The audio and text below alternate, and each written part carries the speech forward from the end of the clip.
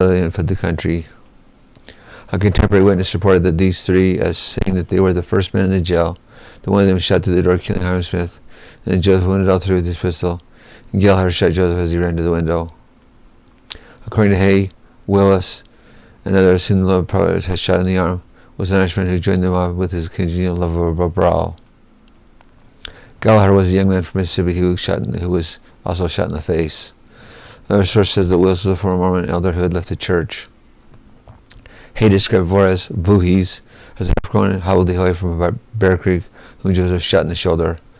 The citizens of Green Plains were said to have given Gallagher and Voorhees new suits of clothes for their parts in the killing. So we do have a witness of those three that were shot by Joseph Smith. Right now, Joseph and Hiram are both buried in Nauvoo, Illinois by their parents and by Emma. Today, the graves of Joseph, who died when he was 38, and Hiram, who died when he was 44, and Emma Smith, who died when she was 74, are the focal point of this small family cemetery in Nauvoo, Illinois. Joseph Sr., 69, and Lucy Mack Smith, 80, are among the few buried there. Wolford would have said the following about the day of the martyrdom.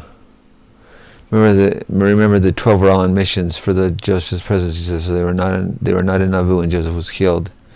Wolford wrote, quote, Brigham Young and myself were at the railroad station at the time Joseph and Hiram were assassinated, and this was the 27th of June, at 5:15 in the evening. It was 6:30 in Boston as we sat in the station. Brigham was very sorrowful and depressed in spirit and not knowing the cause. Brigham said, This was the time when Satan struck the heaviest blow since the Son of God was crucified. All the 12, wherever they were on that day, later stated they felt like the president of the quorum, sorrowful and burned in the spirit, not knowing exactly why. George R. Smith said that at the time of the martyrdom he heard a voice which said, Joseph is dead, ain't you glad? George Smith was offended but knew that it was true. Party Pratt told some of the brethren he was with, quote, This is a sorrowful day. The orders of hell have been turned loose, let us not say anything. He didn't know why, but he was told by his companions that his day we did not preach the gospel, nor did we say anything. Elder John Taylor wrote an account of the event and an eulogy to the prophet, which is now found in Doctrine and Covenants, section 135. Quote, verse 3, quote, Joseph Smith, the prophet and servant of the Lord, has done more, save Jesus only, for the salvation of men in this world than any other man that ever lived in it. He added the names of Joseph and Hiram Smith, quote, We class them in the waters of religion, the reader in every nation will be reminded that the Book of Mormon and this book of Doctrine and Covenants of the Church cost the best blood of the 19th century to bring forth the salvation in a ruined world. The martyrdom, he said, fulfilled the important spiritual purpose. Quote, Joseph lived great, and he died great in the eyes of God and his people. Like most of the Lord's anointed in ancient times, he was still his mission with his own, and his work with his own blood. So as his brother Hiram. In life they were not divided, and in death they were not separated. While Joseph Smith lived only 38 years, and his accomplishments in service of mankind are incalculable. I think it's important at this point, my friends, to stop for a second and reflect upon the life of the prophet Joseph Smith and his brother Hiram Smith. Both these boys were born into a poor family in upstate New York. They moved many, many times. They moved from New York to Ohio to Missouri to Nauvoo. They had minimal education. They were men of no financial means whatsoever. Yet they died great in the sight of the Lord. A lot of people will say a lot of things to try to discredit the prophet Joseph Smith. But my favorite book to read on him is Joseph Smith, the Rough Stone Rolling, because in that book I feel like Joseph Smith is painted as a prophet, but he's also painted as a person. And you can see that he is just an ordinary person like everyone else, with an extraordinary call from the Lord. Hiram as well. Hiram Smith doesn't start out in leadership of the church. In fact, he starts out not in leadership of the church, and only takes leadership as he stays faithful to his life. I don't think there's any two people that have ever lived that have given as much to the kingdom of God as these two men. It's important for us to remember what they've done. In addition to translating the Book of Mormon, he received hundreds of revelations, many of which are published in the Doctrine and Covenants at a appropriate price. He unfolded eternal principles in a legacy of letters, sermons, poetry, and other writings that fills volumes. He established and restored the Church of Jesus Christ on the earth, founded a city, and superintended the building of 2 temples. He introduced vicarious ordinance work for the dead and restored temple ordinances by which further feelings can be sealed by the priesthood, by power priesthood authority for eternity. He ran for the presidency of the United States, served as a judge, mayor of Nauvoo, and lieutenant general of the Nauvoo Legion. In fact, there isn't much that Joseph didn't do, actually. I'd like to read this section 136 by Brigham Young.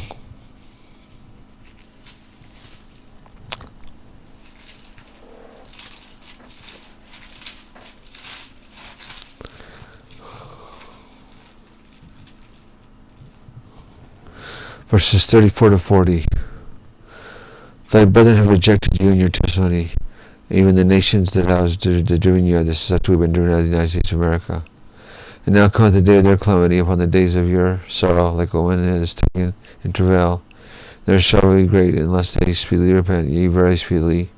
For they killed the prophets, and them that were sent to them, and they have shed innocent blood which cried from the ground against them. Therefore marvel not these things, therefore, for ye are not yet pure, ye cannot behold my glory. But ye shall behold it if ye will stay faithful in keeping all of my origin, which I began unto you.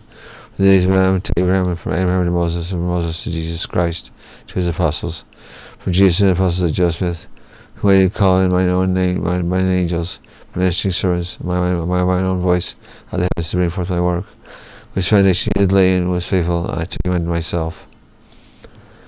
Many have marveled because of his death, but it was needful that he should seal his testimony with his blood, that the wicked might be honored, and that the righteous might be honored, and the wicked might be condemned. Have I not delivered you from your own enemies, only in that I have left witness of my name? I think that it's important for us to understand that the Lord knew that Joseph would die, that he would seal his testimony with his blood. We live in a day and age where the church is still very, very small in comparison to the world, but it's still true, and I know that it's true, and I want to bring my testimony that it's true. Section 134, section 136 again, verse 1 and 6 and 7, it says the following. The word and will of the Lord concerning the king of Israel at the journey to the west. When the command... Oh, that's the wrong verse. I'm sorry. Oh, section 1, verse 1 of section 134. I apologize.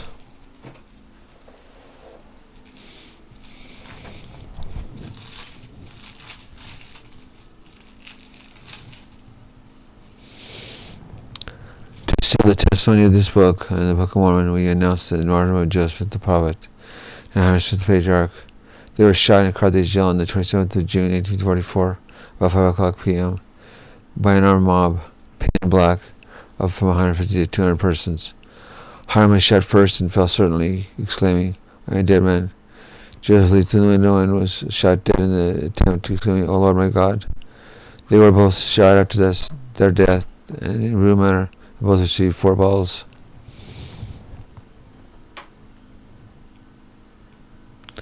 Elder Don Oaks declared, men who knew Joseph best and stood closest to him in the church leadership loved and sustained him as a prophet. His brother Hiram chose to die at his side. John Taylor, also with him when he was murdered, said, quote, I testify before God, angels, and men that he was a good, honorable, virtuous man. His private and public character were unimpeachable.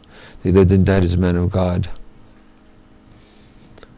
Brigham Young declared, I do not think that a man lives on the earth that knew Joseph any better than I did, and I am bold to say that Jesus Christ accepted. No better man ever lived nor does live upon this earth. I think that we have testimonies of great men who say that the prophet Joseph was a good man, a righteous man, a man of God. I too want to bear my testimony. I had a hard time getting a testimony of the prophet Joseph. I didn't have one for many years. And then I read Rough Stone Rolling, and it kind of gave me an even-handed view of the prophet. I saw the glorious things which I've been told by members of the church my whole life, but I also saw the human side of him. And I developed a deep and abiding testimony of the truth of the calling of the prophet Joseph Smith. Far from his calling, I learned 3 things I'd like to share with each of you today. Number 1, I learned that a calling doesn't make a person great. A person becomes great as they exercise their calling. Joseph was born in the poorest of circumstances. His mother and father were poor, his family was poor. He didn't have any money, but he became great because he followed God, and that's something that I learned from reading his biography. Number 2, Joseph died great, not because he died with a lot of money or because he died with a lot of power, although he had some. He died great because he was faithful to the Lord, his commandments. He did what the Lord asked him to do. The Tim Markham journal, which I shared with you earlier, where the prophet says that the Spirit was telling him to go to Salt Lake, but he felt the people were going to him to go to Nauvoo is the real tragedy of this story. Joseph realized that the people wanted him to go to Carthage, and so he went. Not because the Lord wanted him to go, because the people wanted him to go. Although it fulfilled the Lord's purposes, it was not the Lord's will. The Lord wanted him to go to Utah. Finally, I learned from the prophet Joseph that it's important to live our calling, to do whatever calling we're given. He was called to restore the church in the last days. That's quite an amazing thing he was called to do. But other people are called to do what we might look at as lesser or greater things.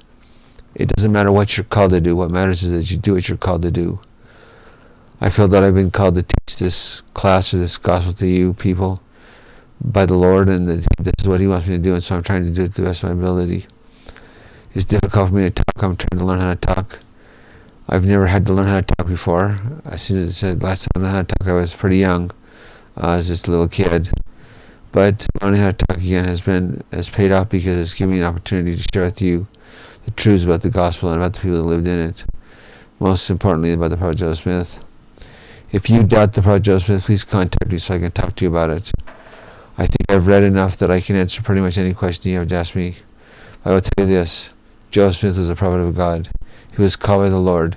He saw angels. He was ministered to by Peter, James, and John the Baptist. He was ministered to by many other people, and he was the one that restored the gospel in the last days. Come what may, he is the prophet of God.